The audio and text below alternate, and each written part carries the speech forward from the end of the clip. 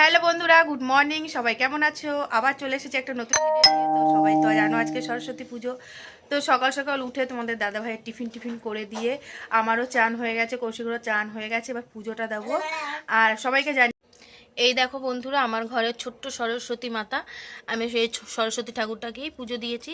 তোমাদের দাদাভাইকে কালকে রাত্রে বলে রেখেছিলাম একটু ফুল মিষ্টি নিয়ে আসতো, ও নিয়ে এসছে। আমি পুজো দিয়ে দিয়েছি, ঘরের সব ঠাকুরকেই তো দিয়েছি। আর সরস্বতী মাতাটাকে আজকে একটু বেশি করে মন দিয়ে ডেকেছি, যেহেতু আমার পড়াশোনার লাইফ তো শেষ, এবার তো কৌশিকের শুরু হয়েছে, তোমরা সবাই জানো। এবার চাই ও যেন পড়াশুনো করে একটু মানুষের মতন মানুষ হতে পারে।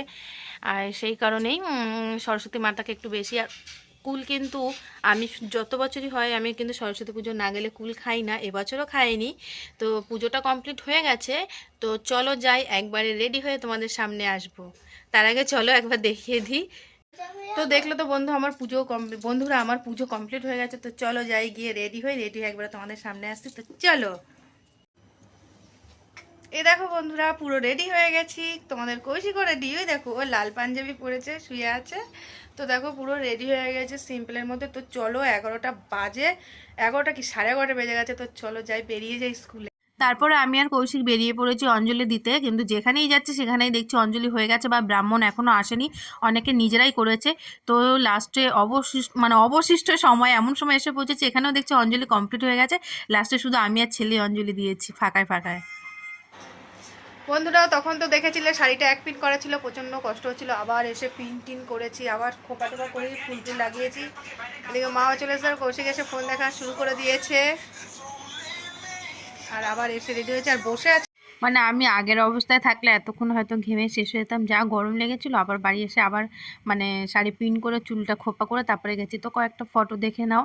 এরপরে তো সেরকম ভিডিও করিনি, তো সেই কারণে কয়েকটা ফটোশ্যুট। তো স্কুলে এসে মা ছেলে আমরা সবাই মিলে 2-1টা করে ফটো করে নিচ্ছি।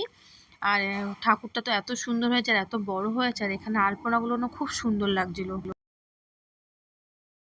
তো আমরা স্কুলে এসে দেখি পুজো পুরো কমপ্লিট হয়ে গেছে, সবাই ঠাকুর দর্শন করছে, আমরাও করেছি। ঠাকুরটা খুবই সুন্দর হয়েছে, শোলা দিয়ে ঠাকুরের পুরো একদম অলংকার সাজসজ্জা সবই করা।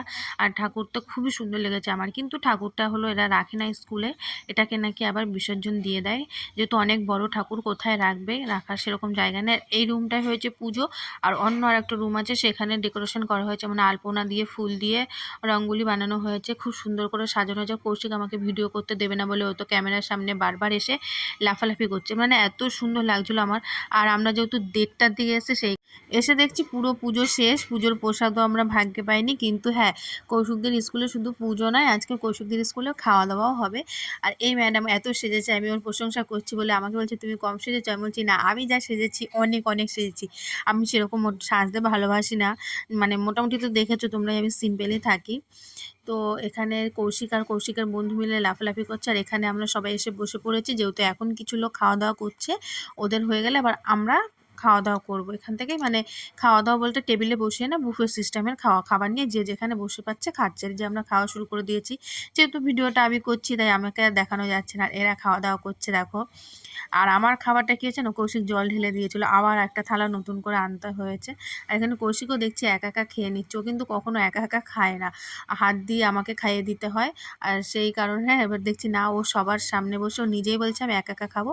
তো খাওয়া দাওয়া কমপ্লিট করে আমরা আবার চলে এসেছি, কৌশিক আর ওর দিদা বাড়ি চলে গেছে, আর আমরা চলে এসেছি ইকো পার্কে একটু। তো সেখান থেকে আমরা ভিডিও করিনি, কয়েকটা ফটো তুলে নিয়েছি, সেই ফটোগুলোই তোমাদেরকে শেয়ার করছি।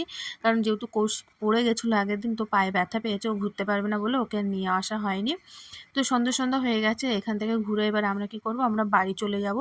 আর ভিডিওটা লং করে আর বাড়ি এসে আবার একটা সারপ্রাইজ হয়েছে, দেখো বর নিয়ে এসেছে চকলেট। তো ভিডিওটা এখানে শেষ করছি, ভালো লাগলে অবশ্যই লাইক কমেন্ট শেয়ার করো।